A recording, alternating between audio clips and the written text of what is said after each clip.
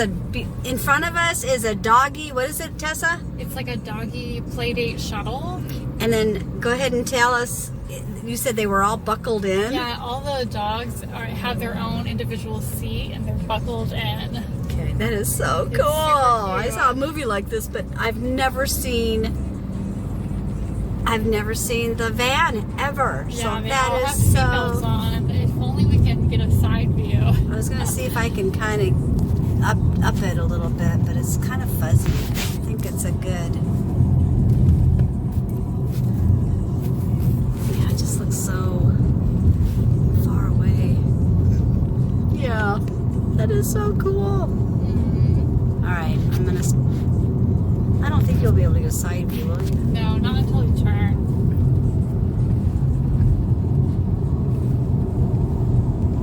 They go right. Oh, dang, they're going right too. Oh, they're going right. Dang it. Oh my gosh. Oh my gosh. Okay, so apparently they pick the dog up at their house, then they go take it and have the little play date thingy, and then they bring them home. We'll go to your house first. They go to your house first. That is so cool. So are they just... Oh, here it is. Let's see if we can do it. Right. So I can get a picture. Maybe we can get a picture of all the doggies. Oh, there's the dogs. Did I get it? Oh my gosh, look at the one in the front seat. They're so cute. They're so cute. Oh, there's one in the front seat. Oh gosh, look at that. Pit bull. Okay, sorry. Oh my gosh, they're so cute. They're so Oh, cute. okay.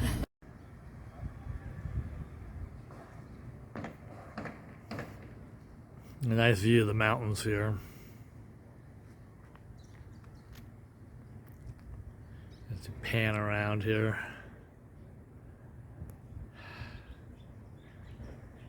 Yeah, you can see a second story addition here would have a nice view out to these mountains. Especially these guys right in here. Make for a nice new master bedroom suite up here. Okay, I'm about halfway up the ladder right now, about to hop on the roof here. I thought I'd just take from this vantage point. I don't have to bend over or squat too much, just a shot of what the roof and the solar panels look like. This is a more than sufficient system they have on this roof to take care of their daily usage of power here on their Hawaii house, but they don't have a battery backup system to capture all the extra power they're generating here and use it during the night. They have to pull from on the grid, which is what we're going to be doing with our Albuquerque house here. We kind of suspended that project while we did this trip.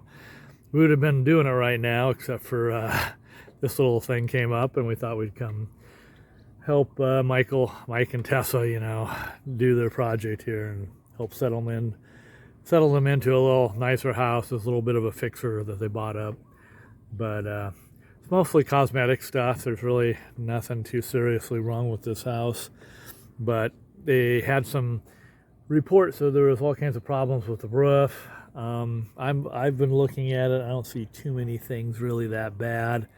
Probably the worst is this little gap here where potentially wind-blown water could get in there. And I think it's just a pretty simple cut there to lower that back down and seal underneath and really seal above it really good and make sure that's a tight cover to that little gap they got there. There's also other little gaps, I guess, that were a concern along the edge here. I mean, to me, these aren't real bad. Yeah, they need to be filled in, but you can go around the house pretty easily on a ladder and just take more of this white sealant coating that's on this roof and apply it to cover up these little gaps. And again, when you retar over this and push it down, you should be able to just put more of the white sealant, roofing sealant over it too. And then the other concern was over there above their carport area, it was never sealed either with this. So that's one other thing that would be nice to have, but I don't think it's that critical at all. That roof over there is in fairly good shape. I've walked it before, and I'm going to go walk it here in a moment, but I also wanted to just show the solar system from this vantage point, and it's at least 7 kilowatts. I think these are like 300 watts per panel here. Anyway, you can see how it all comes together and goes in that conduit over there off to the side of the carport, and I'll go share with you in a moment just what that looks like, the panel it comes into and how it's routed back into the house. So looking from this vantage point, you can kind of see from the other end of the roof here, now that I'm on the roof, the photovoltaic panels here. Probably do a quick count. 1, 2, 3, 4, 5, 6, 7, 8, 9, 10, 11, 12, 13, 14, 15, 16, 17, 18, 19, 20, 21, 22, 23, 24, 25, 26. Yeah, it looks like I'm counting about 26 panels times at least 300 watts. So I'll do a little calculation here and put it on the screen here below, just how many kilowatts the system is. But I know once they get it all hooked up, hey, there's mountains again. Nice view from up here. You see the homes up in the hills. Yeah, those homes are like the $2.5 million homes up there. These are a good deal more affordable down here in the little valley floor here, the closer to the beach. But still a lot of money. I mean, you can go to Zillow and just see what things are listed for around here. It's a lot more than a lot of places back in the mainland. But anyway, this is the rest of the view of the roof. Again, most of it's been sealed. I think it'd be a good idea to finish sealing the little carport, but it's not as urgent, I think. And the little areas around where there's been some penetrations, you can see here there's plenty of sealant around things, around the holes, and conduit there, a little piece of conduit to kind of insulate and hold it in place. And then over there at the end, it goes down to the little panel. I'll go check that out. Wanted to see how well things were sealed up here. Take a little closer look. You can see the feet for the solar system here, how well these are gooped up and sealed. You know, there's no water getting through those. Same with that one and some of the others I'm seeing here. Everything looks like it's pretty good shape. Even this vent here, it's on the downhill side where there's a little thing here, but the rest of it looks good. You know, I can see putting a little more roof goop of one kind or another here to just reseal around that, but especially since it's on the downhill side, I just don't think you're going to see many leaks from that, even as is. The rest of the roof on the other side looks pretty good. Looks like it's nice and tight and well sealed. I mean, there's a little bit of the branch hitting the roof and dragging on it as the wind blows. That needs to be trimmed back. But otherwise, everything's in pretty good shape. The gutters are in good shape. They're not full of debris or anything. You can see how empty and clear that one is over there. The one below me here on my side is looking real clean too. So really pretty good roof, and certainly a nice looking solar system. So let's go down and see where the power goes, to which panel, and how it gets into the house, and check that out. So from the roof up above the carport here, we're down below now, and where that conduit went down through the roof, you can see comes in right here, runs down along here, and over to this little panel where the solar is maintained. And then it's goes through to the shutoff, and then is redirected to the main meter here that comes from the wires above, down through here to is the main panel with the meter, and ties in with the solar power system down below. Yeah, I'm not sure. Can we get in this? Yeah, there's even a little gecko in there hanging around the shutoff. I wonder if he's still alive.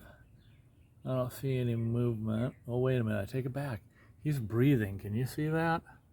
He's actually got a little bit of a thing. Yeah, he's alive, all right. Anyway, this is the beginnings of how it enters the house. Then from here, it then goes this direction towards the main circuit breaker panel inside the house.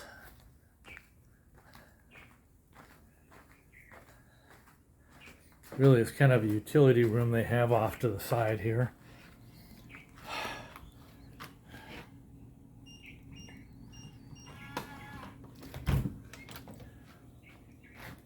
So from the other side of the carport, where we were just a moment ago, comes through this little conduit here, and in through here, and then into this utility room right here, and feeds the main breaker panel. So it's combined out in the other panels, the solar and the utility company's power, and then comes here, where then can be redistributed throughout the house for all our great residential uses. Okay, back on the roof again. And look, it pulled up. I'll zoom and see this a little better. Well, now, try to zoom up. That's another little doggy playland thing, or play date shuttle for your dogs. Anyway, I wanted to point out we have a couple little vents here. This big one's for the water heater downstairs, and a little one here I think's for must be the utility room sink in that little utility room, but you can see yeah, it's curling up a little bit. We just need to probably cut that away and redo it. And same with this little vent here for the hot water heater. It's just curling up a little bit, but odds are we're going to replace this whole thing. Just tear it out of here and get a new one. It's not really venting properly anyway. And then of course the electrical from the utility company hooks up here, and of course the solar goes downstairs here. But I think this is where that wire comes through, right about here. I can see there's like a little bump here, like there's something down here running this way. You can kind of see that trail of a bump coming through here. And then as I step on it, I can feel it under my feet. Looks like it goes kind of diagonal through here.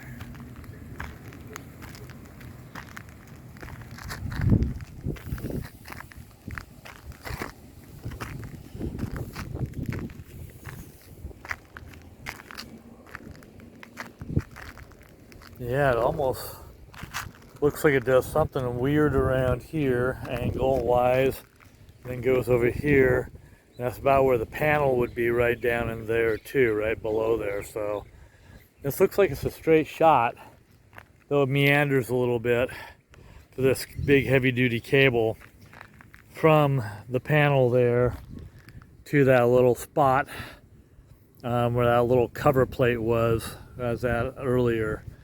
So I think it doesn't really go to anything, but again, I need to trace out what that black wire or the red wire was doing in the panel with my needle nose pliers and just try to pull it all apart so I can kind of trace it better, see what's going on.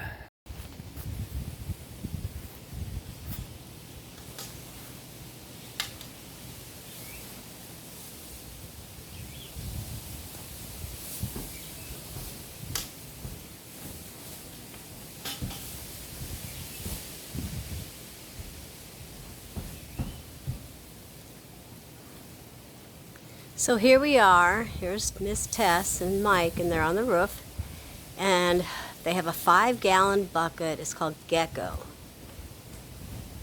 And it's for roofs. And in this climate, that's what they do to seal it.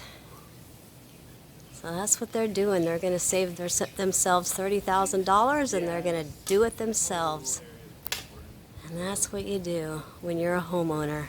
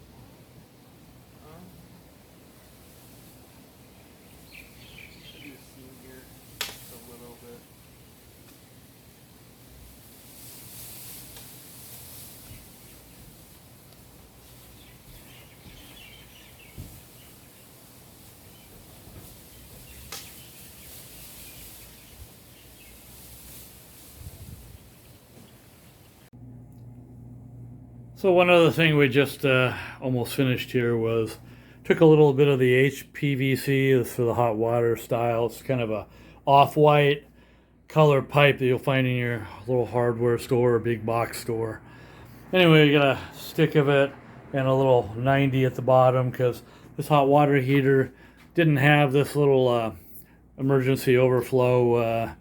So like a pressure release thing, if the tank gets too much pressure on it, it can overflow out of here as a safety release mechanism. So I had to put it somewhere, so I'm shooting it out through the hole in the side of the utility room here, out into, of course, the carport. So I'll show you what I'm going to do to finish that up. It's pretty simple to just measure, cut, test fit the little pieces, make sure they all fit right, and then put the PVC glue on it, and then of course drill your hole as part of the process. In my case, you know, sometimes you just drain it wherever it looks reasonable. But for whatever reason, when they put this in, they didn't have that. And another thing I hope to fix is this water shutoff valve for the water coming in the house here. I'm going to have to cut down below here somewhere, and put a new valve in that's got, you know, probably something nice and simple like shark bite. Those little interfaces are really nice on copper pipe. However, you got to be careful because this copper's been painted over, maybe even with more than one coat of paint. So I'll probably have to pick up a little propane torch and burn real good the paint off for where the fittings come together, and then we'll show how to snap on a new shutoff valve with shark bite, which is so much faster and simpler than messing around with propane torch and sweating some solder, some tin solder into sealing it. And I've done lots of that work. You know, I kind of like plumbing because one thing good about it is the worst thing that happens to you if you screw up a plumbing job is you just get wet. or other things around you get wet. While my dear old friend electrical, well, bad things can happen there. You know, hearts can stop beating, all that fun stuff. So I've gone ahead and taken a little wood putty here and sealed up that hole both on the inside and outside. So really nothing more to do other than sand it tomorrow when it dries, and you know, paint and cover things up, and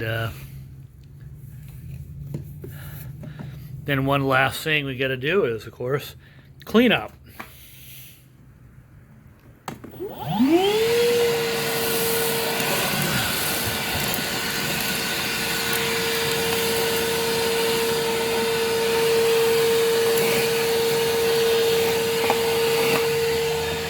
Okay, looking great.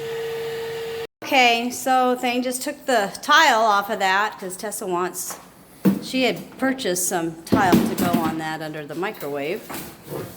But I wanted to show you what happened in the bathroom when Thane's taken the tile off. So here we are in the bathroom, and you can tell that there's damage to this wall. It's paneling, they painted over it. It's just the paneling. There's no wall, there's no sheetrock between it. This is how they built the house, and so Thane's gonna have to figure out how to make this beautiful again. So just wanted to show it to you. I don't know. Okay. Don't know what to say about it. It's like damned if you do and damned if you don't. Try to do a little. It's just the nature of the way these houses are built here. They're really flimsy wall systems in places. Now there are places in this house where they built up and did some sheetrock over the walls, made them a little stronger, maybe even framed some stuff with traditional 2x4 studs in a few places at the back of the house. But right here, this is one of those places where you just got the traditional tongue and groove 1-inch wood. And it's a lot weaker than it looks. Yeah, and it's just, off the top. that's what it is on the other side. I mean, it's just very thin. Yep.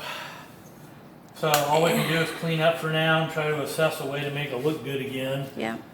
The hardest way would probably be to put a layer of sheetrock over it and retape and mud and texture And make it beautiful. Paint Okay. it. But maybe we can caulk it in places and maybe paint over it with enough thickness of the paint, enough layers. Maybe it'll return to its kind of normal look. I'm not sure. Okay. But I'll have to assess that later. All right. Now we gotta clean up. Sounds good. I wonder. Okay, so here we if I are. can take And Tessa found a new fan, and so they're gonna down take the old one down. We're gonna kind of having two people because it's very heavy. So yeah. and in an yeah. awkward kind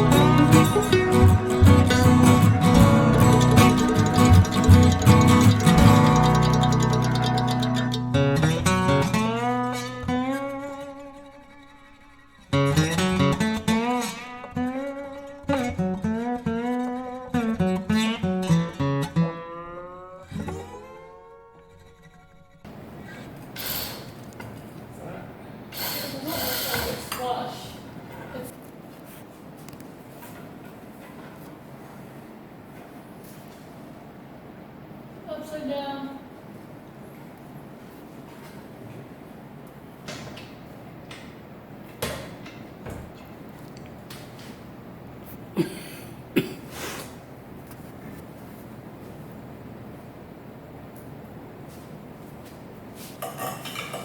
Hard to get the wire in such a way where it doesn't. On. Okay. And I'll turn the light on. Nice. Woohoo! And let there be light. Perfect. Thank you for watching an episode of Nature Preserve Life in Mountain Air, New Mexico. If you'd like to follow along and support our channel, please press the subscribe button and gong that bell to be notified. After all, it's free. Free is a very good price.